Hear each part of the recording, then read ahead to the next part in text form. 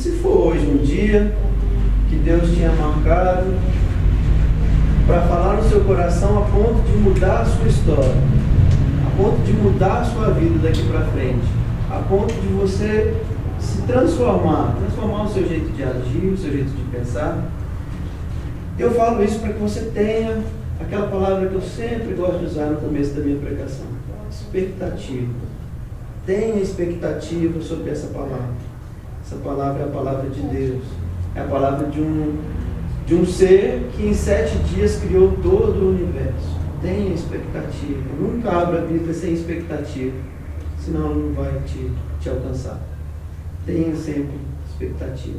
Talvez, hoje seja esse dia que Deus marcou lá na agenda e falou: você quer saber? Hoje eu tenho um negócio para falar com o Diogo, que daqui para frente vai ser diferente. Tem grande chance de hoje ser um dia assim como todos os outros dias que você estuda a palavra. Abra a palavra de Deus com essa expectativa em Hebreus capítulo 2, versículos 14 ao 16. Como nós vamos falar de medo, e isso é tema de vários livros de autoajuda, eu acabo ficando com receio. Não vou usar a palavra medo, né? Já que eu vou falar tanto a respeito de medo. Eu fico com receio de quando eu vou pregar algo, ou de quando Deus me coloca para falar sobre algo que é tema de vários livros de autoajuda. Porque não é essa a ideia, não é essa a intenção.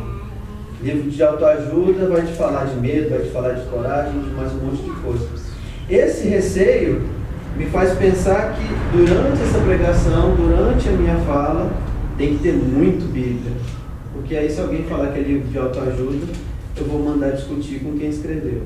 E aí vai ser um grande problema para você. Hebreus 2, 14 e 16. Esse texto é só o texto básico. Nós vamos correr por mais alguns textos durante a mensagem. Portanto, visto como os filhos são participantes comuns de carne e sangue, também ele, semelhantemente, participou das mesmas coisas, para que pela morte derrotasse aquele que tinha o poder da morte, isso é, o diabo. Esse é o versículo chave. E livrasse todos aqueles que, com medo da morte, estavam por toda a vida sujeitos à escravidão. Pois, na verdade, não presta auxílio aos anjos, mas sim à descendência de Abraão. E livrasse todos aqueles que, com medo da morte, estavam por toda a vida sujeitos à escravidão. Você tem medo? Você tem medo? Pensa direitinho. Tem. Diversos medos. Eu tenho certeza que todos nós, de alguma coisa, temos medo.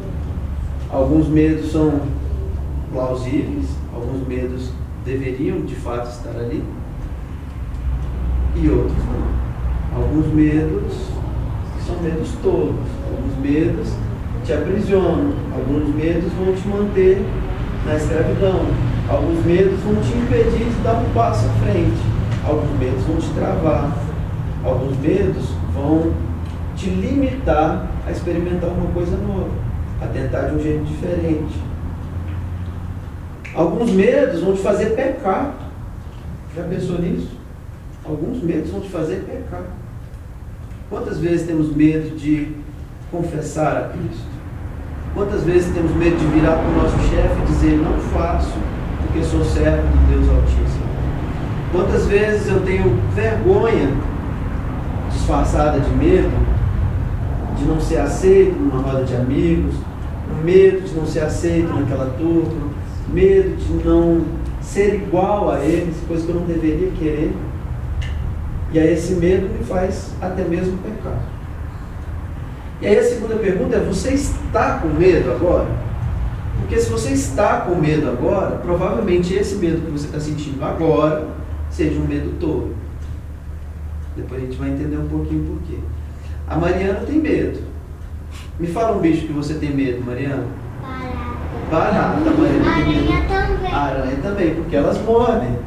A aranha morde, a barata é nojenta, traz doença. Odeio bicho de brinquedo. De brinquedo também. E se você está sentindo. Esses medos que a Mariana citou são medos muito plausíveis. Eu tenho mesmo que ter medo de cobra, tenho mesmo que ter medo de aranha, tenho mesmo que ter medo de barata. Mas se você está sentindo medo agora, esse medo deve ser um medo tolo. E qual medo que eu posso estar sentindo agora? Posso estar sentindo medo pela crise, posso estar sentindo medo pela violência, eu posso estar sentindo medo porque aquele portão está aberto, eu posso estar sentindo medo que a carreira dos meus filhos, a carreira de um amigo, a minha carreira esteja em jogo. Eu tenho diversos medos que não são tão plausíveis assim.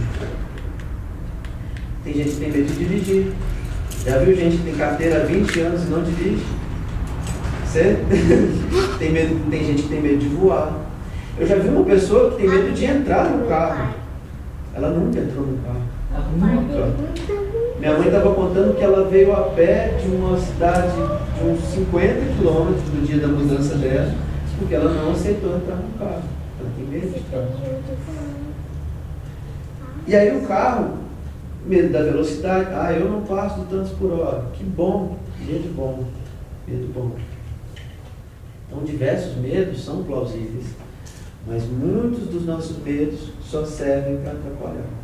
Só servem para te travar, para te bloquear, para te impedir de dar esse passo além. Então o que é o medo? O que é medo? Quem criou esse tal desse medo? Quem colocou isso no nosso coração? Como é que isso funciona? Dicionário Aurélio.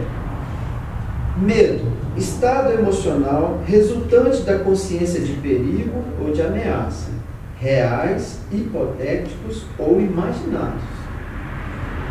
Reais, hipotéticos ou imaginários.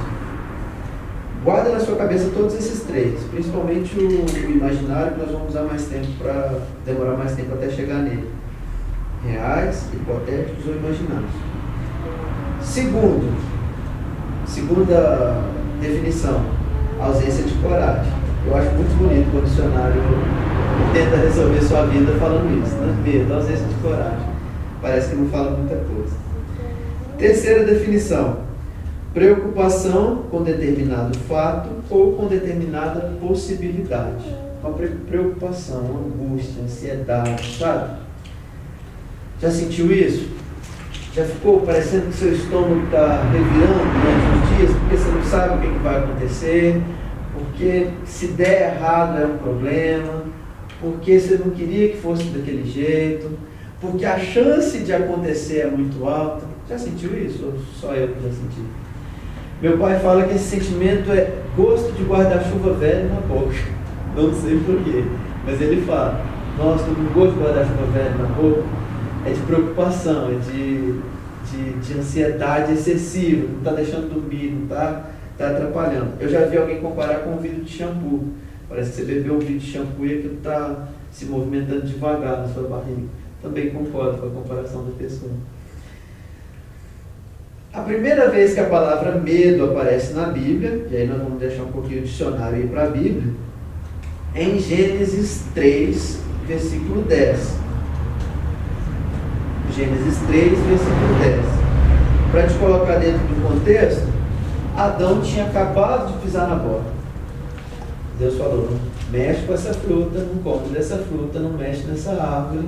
Adão tinha acabado de desobedecer. Deus aparece andando no jardim. Meu pai já me pegou no flagra muitas vezes, fazendo algo que não devia, porque ele tinha falado para não botar a mão. Eu sei o sentimento que Adão sentia nesse momento. E não tem outra palavra, é medo, é temor. E se eu tenho isso com meu pai, eu fico imaginando Adão com Deus. Quão grande era esse medo, quão grande era esse temor. E aí Adão fala. Deus chega, né? Adão, cadê você e tal? Respondeu-lhe o homem, ouvi a tua voz no jardim, e tive medo, porque estava nu e escondi. Peraí, Adão, você está com medo? Onde que Adão estava mesmo? No paraíso. No lugar mais bonito, provavelmente, que já existiu na face da terra. Pense em todos os lugares bonitos que você já viu na sua vida, naturais. Todos os lugares que foi unicamente a mão de Deus que fez. Tinha um cantinho na terra, Tiago, que Deus falou assim: esse aqui é o meu jardim. Você imagina a grama desse jardim, imagina as flores desse jardim, imagina as cascatas, a árvore, os pássaros. Imagina o que poderia ser. Se você conseguir chegar perto de imaginar, você já vai imaginar algo muito bonito. É lógico. Adão está nesse cenário.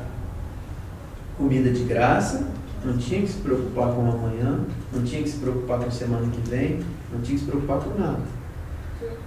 Água limpa, sem doença, não tinha inseto picando, machucando, fazendo furúnculo, doença, chikungunya, nada disso, nada. Então onde que Adão conhecia medo? Alguém me explica? Como é que Adão podia ter medo de algo num ambiente desse? Em que situação anterior a essa Adão poderia ter sentido medo? Eu só consigo pensar nos medos bons, nesses que nós devemos ter. Porque o medo é um dispositivo de proteção do nosso corpo. Se Adão não sentisse medo do abismo, ele cairia da cachoeira, se arrebentava lá embaixo. Se ficava vivo, aí já é outra discussão, né? Se Adão era imortal, se não era, já é outra história. Mas que ele ia se machucar, a gravidade ainda existia. Ele ainda era de carne e osso. Pedra ainda era dura. Queda ainda machucava. Então, ou Adão sentia medo, ou Adão vivia arrebentado. Só que o medo até aí, medo dessas coisas que a Mariana tem medo. Coisas que, de fato, temos que ter medo. Senão eu entro na frente de uma carreta. Quer ver que eu paro? Ela tem coragem. Já era. Se arrebentou. Não existe mais na bomba. Então, o medo, por que ele foi criado? Deus. Por que ele foi criado? Um sistema de proteção. Sai de perto das coisas que machucam. Sai de perto das coisas que queimam. Sai de perto das coisas que te afogam. Sai de perto dos penhascos. Sai de perto dessas coisas. Só Ramon, que aí... Ramon, Oi? só falar uma coisinha que sai um pouquinho fora aqui. A mulher aqui, ela pecou 2 vezes. Ela desobedeceu e ela mentiu. Porque aqui no verso 16 e 17 do capítulo 2, fala que Deus mandou eles não comer, só comer. Eles podiam ver, eles podiam pegar. Deus falou que não podia comer. Aí quando ela falou para a serpente, que a serpente perguntou para ela, ela disse que Deus falou que não podia nem comer, nem tocar. Ela inventou ainda. Pecou 2 vezes. Então, até então, o medo que Adão tinha é o medo que um bebê tem. Se você chegar no rosto de um bebê, não sei se isso é ilegal você fazer, se você deve ou não fazer, mas você chegar no rosto do bebê e fingir que vai bater, ele vai fechar o olho, ele vai se assustar. Isso é medo. Medo que sua mão bata no rosto dele. Esse era o medo de Adão. Um medo criado por Deus, colocado na programação do homem, no instinto natural do homem, para que ele não se machuque. De lá para cá, esse medo vem sendo distorcido. De lá para cá, esse medo vem sendo disseminado. E tem se tornado um medo de coisas fúteis. Eu já vi pessoas que, por causa do medo, por exemplo, do seu filho não ter uma boa carreira, tem lutado todas as batalhas pelo filho. E não deixa o menino travar as próprias batalhas dele. Se o menino não trava as batalhas dele, quando ele precisar, ele não vai saber. Ah, não, mas eu vou sempre estar do lado dele.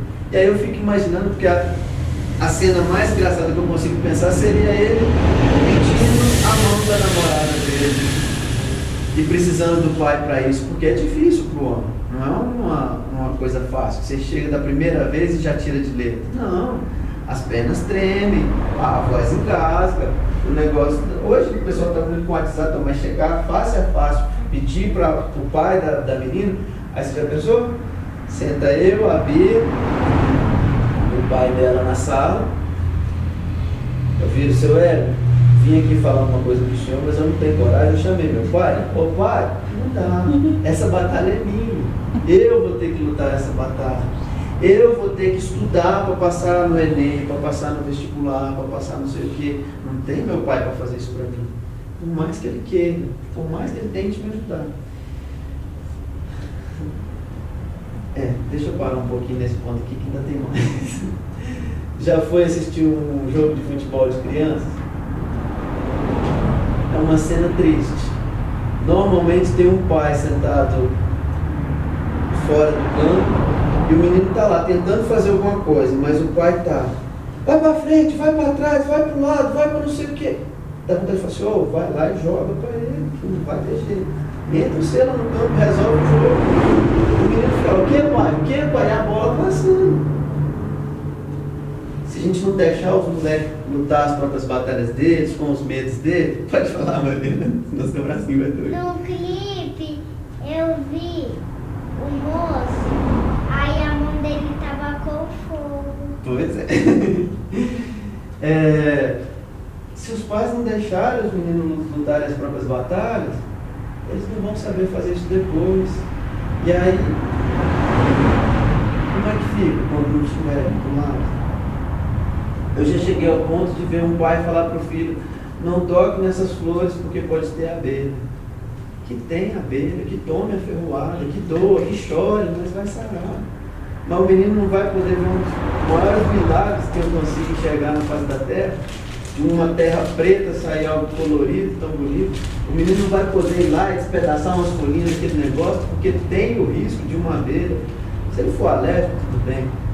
Se ele for alérgico, tudo bem. Enfim, muitos medos que nós temos alimentado, muitos medos que a mídia tem nos trazido.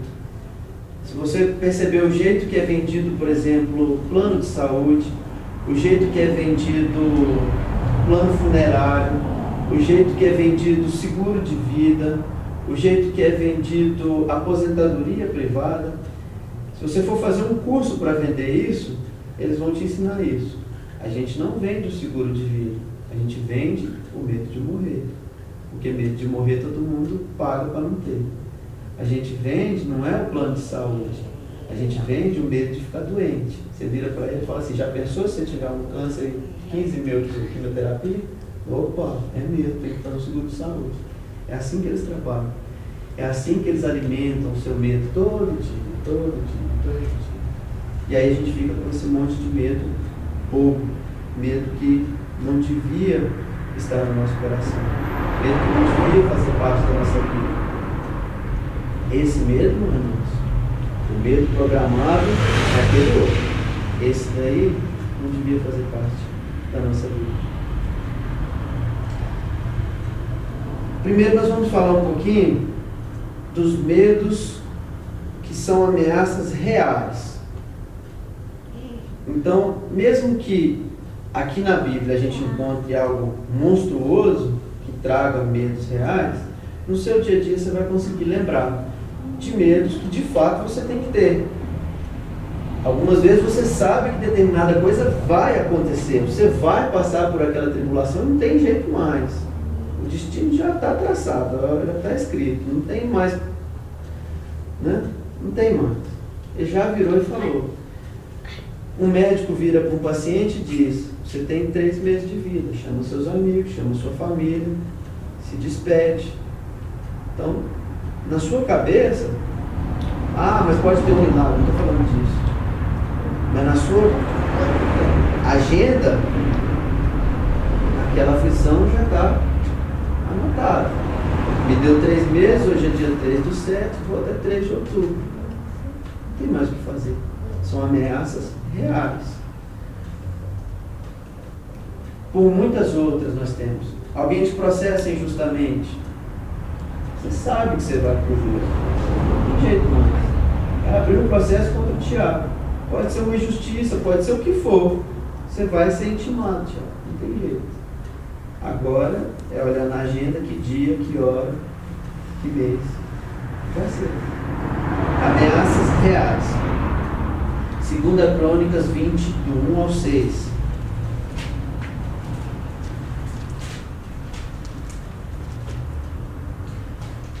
Diogo, na sua Bíblia está... Quem já viu? Ninguém. Estou com muita pressa. Aqui.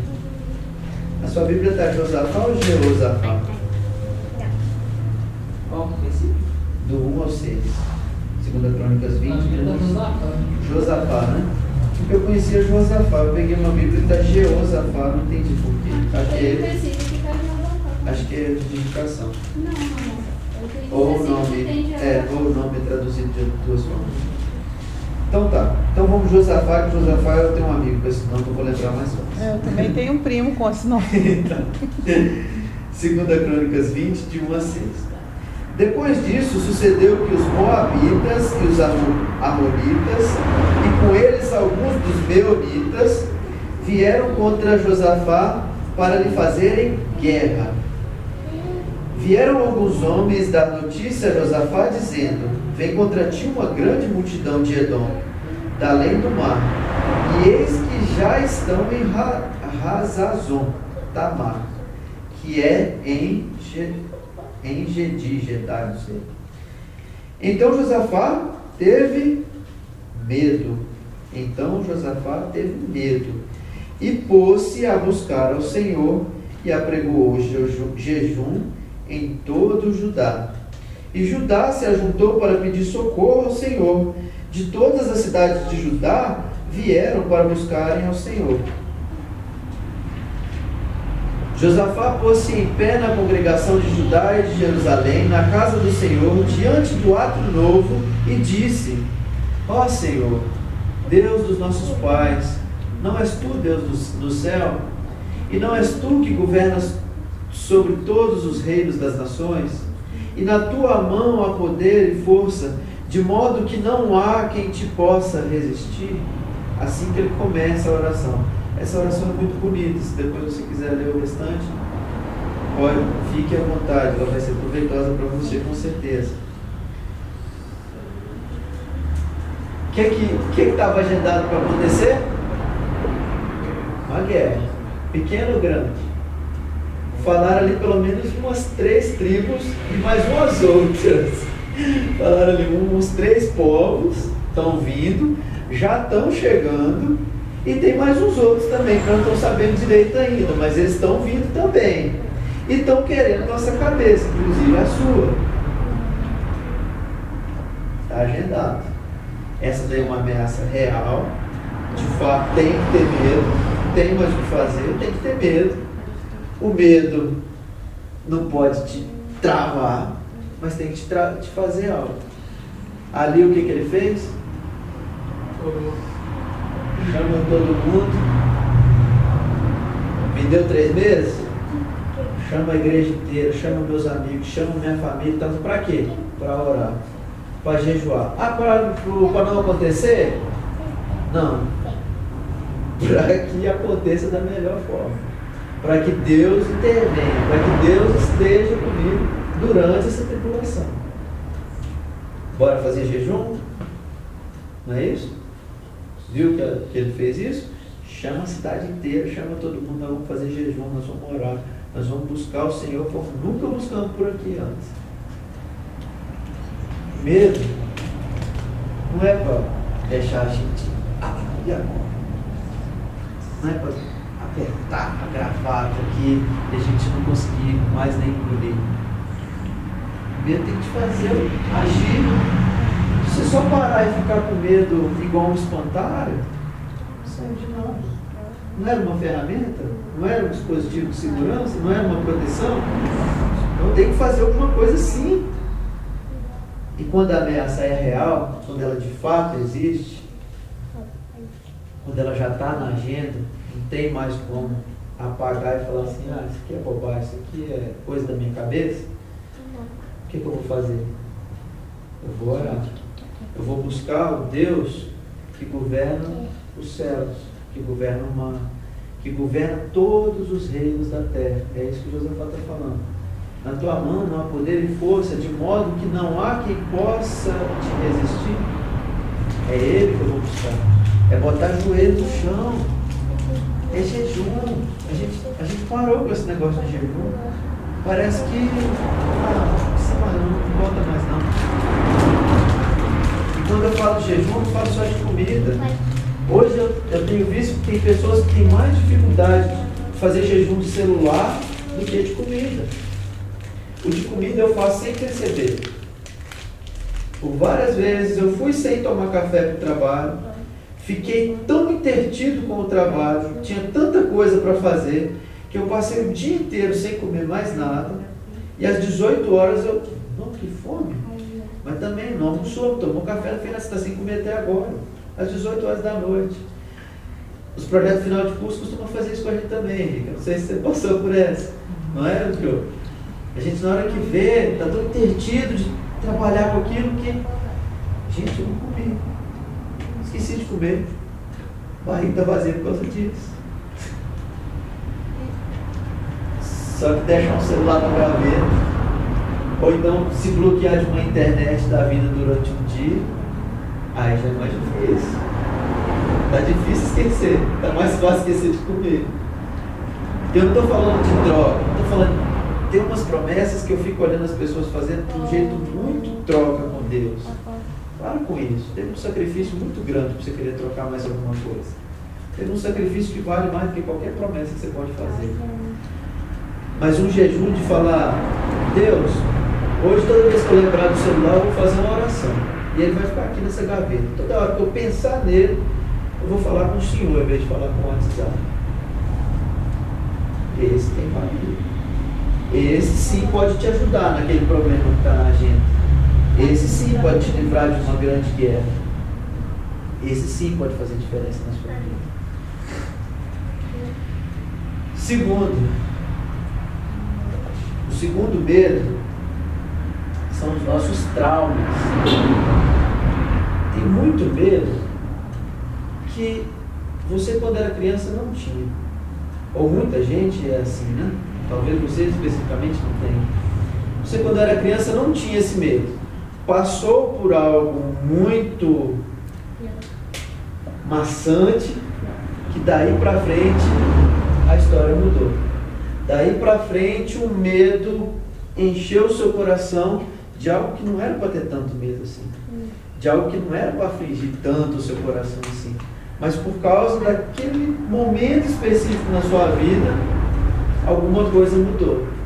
Você passou dali para frente a ter um medo excessivo de determinadas situações, determinados momentos, eu nem digo ameaças não, mas tem gente que tem medo de falar em público porque uma vez ele gaguejou. Conhece? Já viu? Estou falando bobagem? Tem gente que tem medo de falar em público. Ah, porque uma vez eu passei uma grande vergonha. Eu passei uma grande vergonha na minha formatura de 4ª série. Era para decorar um poema e eu dei um branco na hora, não falei nada. Fiquei lá na frente com o microfone e começava e tropeçava e falava um verso em cima de outro. Nada. Se esse trauma, que eu não digo que eu não tenho vergonha dele até hoje, eu tenho pouco. Quando eu vejo a vida, sabe? Você vai assistir o VHS. Se esse trauma tivesse me bloqueado de falar em público, eu não teria o emprego que eu tenho, porque eu preciso. Eu não estaria aqui hoje falando com vocês, que vocês são públicos. E muita coisa eu teria perdido na minha vida. Então os traumas, eles tornam uma coisa inocente, uma coisa que não te traz mal nenhum, uma coisa que você morre de medo. E precisa ser consertado, precisa ser visto de um jeito diferente, precisa mudar esse negócio, precisa dar um passo para frente. Abra sua Bíblia em 1 Samuel 17, 32 ao 37. 1 Samuel 17, 32 ao 37. Vamos ver um jeito bom de encarar trauma, um jeito bom de olhar para os traumas e falar assim, quer saber?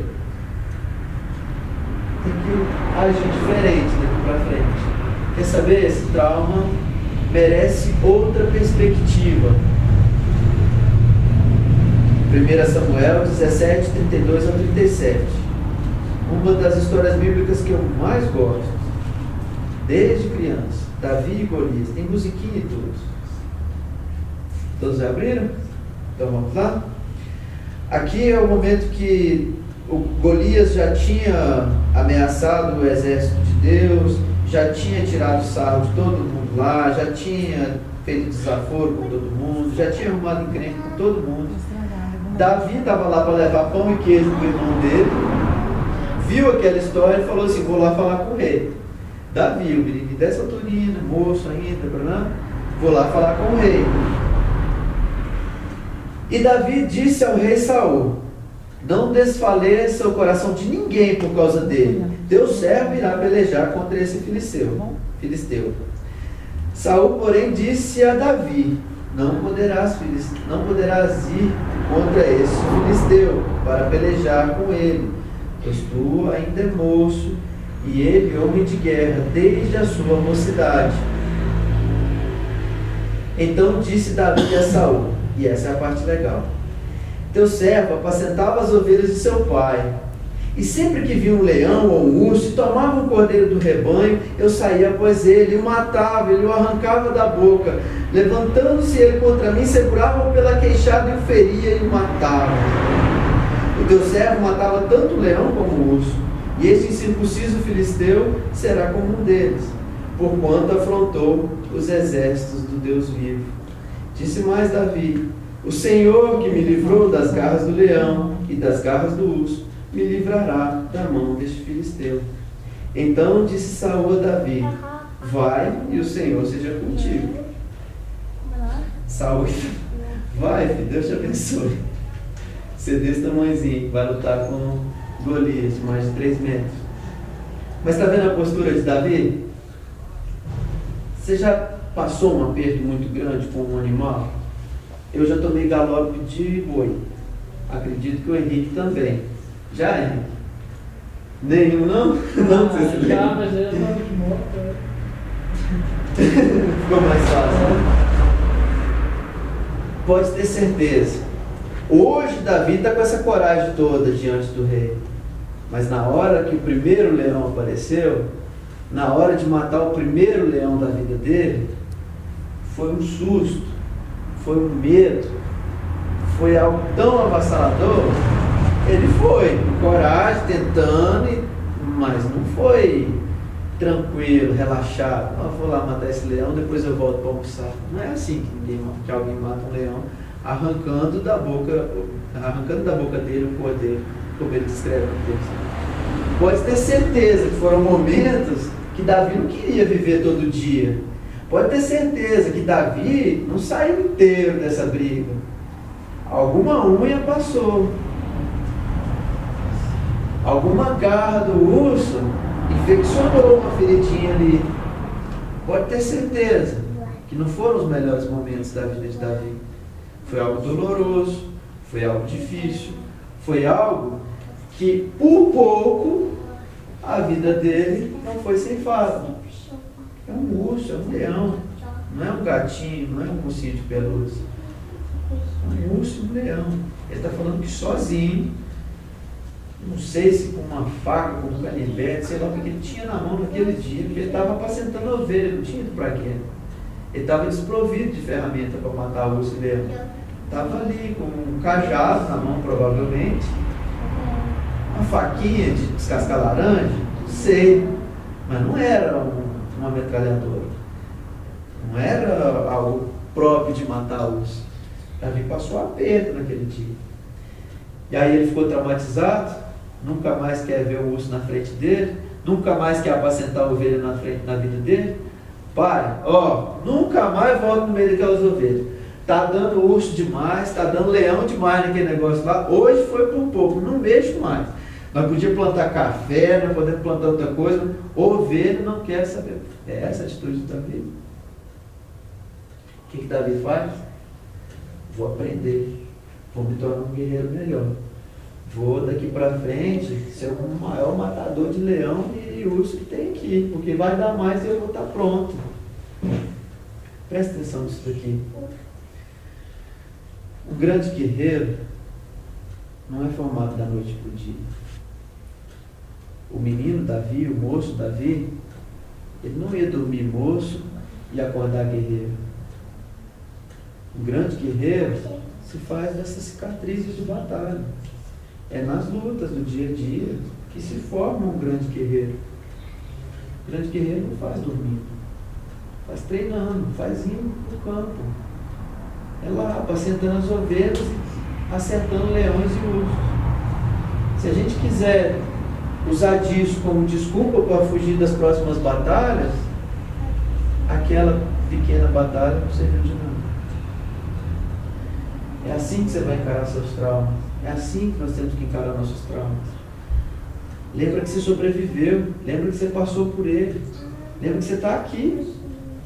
Ah, mas quando eu era criança, fui molestado. Ah, mas quando eu era criança, um cachorro me mordeu e arrancou um pedaço da minha perna. Ah, mas na minha adolescência alguém me falou isso comigo. Ah, mas alguém nunca me deu uma fala positiva. Não. Alguém fez isso com você e hoje você está aqui, forte, pronto, para quando chegar o Golias, já enfrentei um monte desses daí, estou aqui e não precisa machucar o coração de ninguém. Eu estou disposto, estou pronto, vou guerrear para você. É assim que eu enfrento o meu trauma. É assim que Davi enfrentou o trauma dele. Próximo medo, o medo das nossas ansiedades, provocado pelas nossas ansiedades. Lucas 12, 22 ao 27. Esse daí já entra bem para a gente pensar nesse momento de crise, para a gente pensar agora que doenças novas aparecem, para a gente pensar um pouquinho quando bate a nossa porta do desemprego, quando começa a faltar um trocadinho para comprar o velho lanche feliz. Medo provocado por ansiedade. Nada ainda te tocou, nada ainda te feriu, mas a sua projeção já está alterada. Sua projeção, sua perspectiva de futuro já está baqueada. Você já está com um passo atrás, porque as coisas estão ficando feias. Você está se recolhendo. Daqui a pouco vai buscar debaixo do... Opa, Deus eu vi lá. Lucas 12, 22 ao 27. E disse aos seus discípulos: por isso vos digo, não sejais ansiosos quanto à vossa vida, pelo que haveis de comer, nem quanto ao corpo, pelo que haveis de vestir. Olha só, o primeiro versículo, Jesus já fala assim: a única coisa que vocês teriam justificativa de ficar com medo seria vestir e comer. A única coisa que eu te dou justificativa para ficar. Mesmo você fala assim, mas não fique. Ele não está falando dos extras da nossa vida, está falando de vestir e comer. Pois a vida é mais do que o alimento, e o corpo é mais do que o vestuário. Considerai os corvos, que não semeiam nem ceifam, nem têm despensa, nem celeiro, contudo Deus os alimenta. Quanto mais não valeis vós do que as aves? Ora, qual de vós, por mais ansioso que esteja, pode acrescentar um côvado à sua estatura? Porquanto, se não podeis fazer nem as coisas mínimas, por que estáis ansiosos pelas outras? Considerai os lírios como crescem, não trabalham nem fiam, contudo vos digo que nem mesmo Salomão, em toda a sua glória, se vestiu como um deles. Como um deles. O medo provocado pela ansiedade tem que ser tratado assim. O medo que a ansiedade de algo lhe causa tem que ser tratado assim, como algo que simplesmente tem que morrer, simplesmente não deve existir.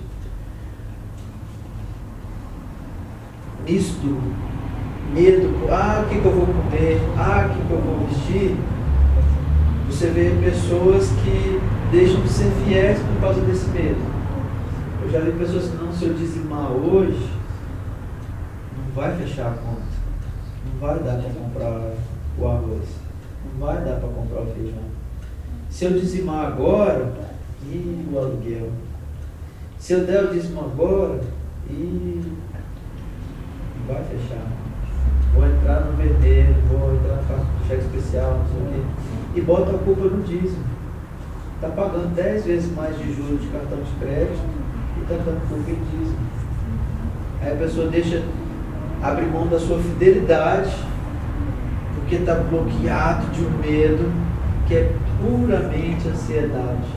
Se ele fizesse a conta direitinho, o que está na despensa já era suficiente para passar um mês. Não vai passar com chocolate, com iogurte, amigo, não te fome. Se fizesse a conta direitinho, ia perceber que ali já estava o provimento de mais tempo do que ele espera. Se fizesse a conta direitinho, ia ver que vale muito mais ser fiel e passar um pouquinho de aperto do que ser infiel e ficar tranquilo. Vale muito mais a pena. Adão estava com medo de uma coisa que Adão devia ter medo de fato. Tinha desobedecido uma ordem de Deus. É a mesma coisa. A mesma coisa. Por causa dessa ansiedade, muita gente perde o sono. Por causa dessa ansiedade, muita gente se mergulha numa angústia que vira depressão, que vira doença, que cai os cabelos, que perde a vida. Por causa do medo de perder. Perde por causa do medo de perder. É aquele primeiro versículo que nós lemos. O último tipo de medo que nós vamos tentar entender aqui, como a Bíblia nos mostra o tratamento, é daquela última descrição que o dicionário Aurélio deu. O medo imaginário, o medo fantasioso, coisa que só está na sua cabeça, coisa que não passa de imaginação sua. Eu não estou falando de monstros e simplesmente literatura, não. Não estou falando do bicho-papão, do Shrek, sei lá o quê. Estou falando de coisas que de fato a gente arquiteta na nossa mente, que de fato a gente trata como existente, mas que não existe. Já ficou com medo de coisas assim? Ah, a doença tal mata, que não sei o quê. Aí no dia que tem a doença, vai ver, passou 3 dias de cama, no quarto já estava bom. Ah, não, se essa crise chegar aqui, não, aqui, vai morrer todo mundo.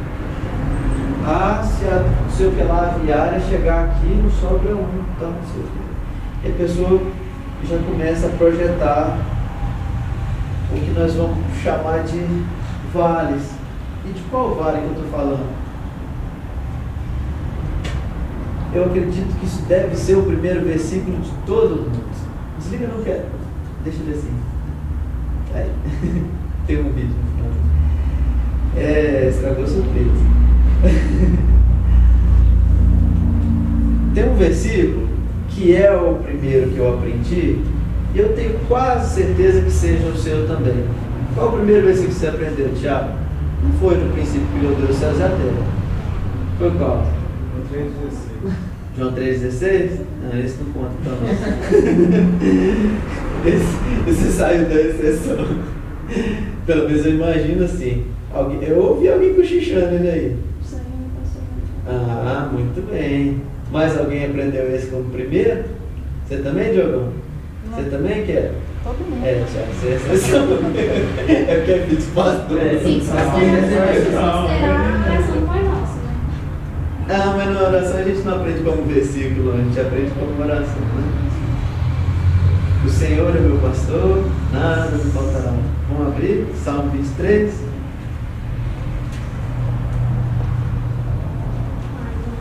Aí é o primeiro versículo. Então, no mínimo, já tem uns 25 anos que você falar aí. No mínimo. E ainda assim eu tenho medo de coisas fantasiosas. Tenho medo de coisas imaginárias, coisas que só existem na minha cabeça. Peraí, então você não leu direito, então você não decorou, então você não aprendeu. Porque se tivesse aprendido essas coisas fantasiosas, não fariam você tremer, não te dariam medo. O Senhor é meu pastor, nada me faltará. Deitar-me faz em pastos verdejantes, guia-me mansamente a águas tranquilas. Refrigera minha alma, guia-me nas veredas da justiça por amor do seu nome. E ainda que eu ande pelo vale da sombra da morte, não temerei mal algum, porque tu estás comigo. A tua vara e o teu cajado me consolam. Preparas uma mesa perante mim na presença dos meus inimigos e unge a minha cabeça com óleo, e o meu cálice transborda. Certamente que a bondade e a misericórdia me seguirão todos os dias da minha vida, e habitarei na casa do Senhor por longos dias. Ainda que eu ande pelo vale da sombra da morte, eu nem sei se esse vale existe, mas se ele existir e eu tiver que andar nele, mesmo que seja fruto da minha imaginação, mesmo que esse vale não exista, se eu tiver que andar nele, não temerei mal algum, porque tu estás comigo, a tua vara e o teu cajado me consolam. Está entendendo? Se a gente aprender de verdade, se a gente acreditar de verdade, as coisas que eu imagino, as coisas que eu projeto, as coisas que a minha cabeça me engana, não tem que me causar medo. Porque ainda que eu tenha que passar por essas coisas que eu tanto fantasio, tem alguém do meu lado. Tem alguém que é justo, que é certo, que é forte, poderoso, para passar comigo. Só falta aprender.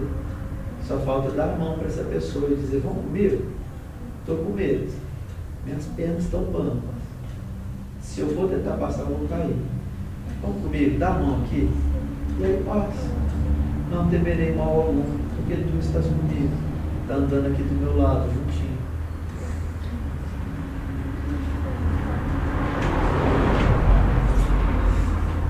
Lá naquele versículo inicial, vamos ler juntos? A parte B, a partir do e livrar-se. Hebreus 2, no caso o 15, eu acredito, porque aqui está tudo junto.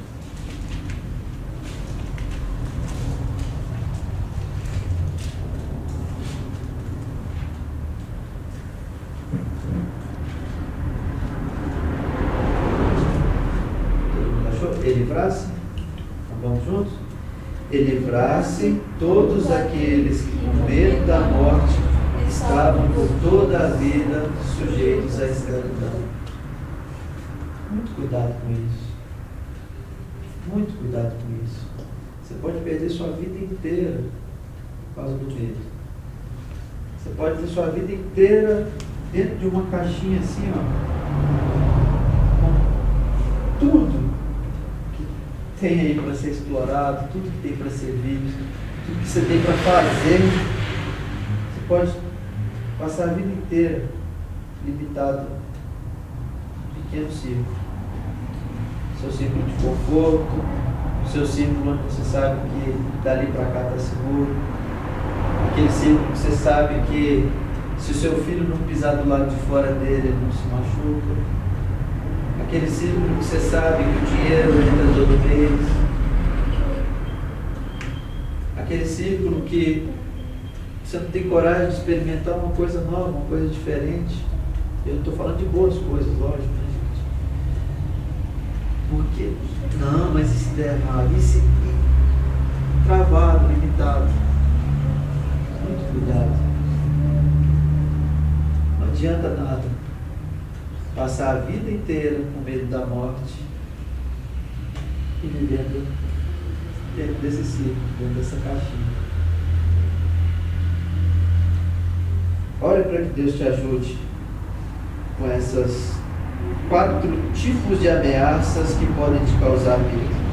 As ameaças reais, aquelas que não tem jeito de tirar da agenda, os seus traumas, a sua ansiedade e essas que só existem na sua cabeça, entendeu? Aquelas ameaças que só estão aqui, que nunca te fizeram mal nenhum, que você nem sabe onde fica, nem sabe se existe, nem sabe se de fato vai acontecer. Então, simplesmente rodeando sua cabeça e não te deixam dar um passo à frente. Ore para que Deus te ensine a tratá-las. Ore para que Deus te mostre na Bíblia como tratá-las. Para que isso não seja motivo de escravidão para você.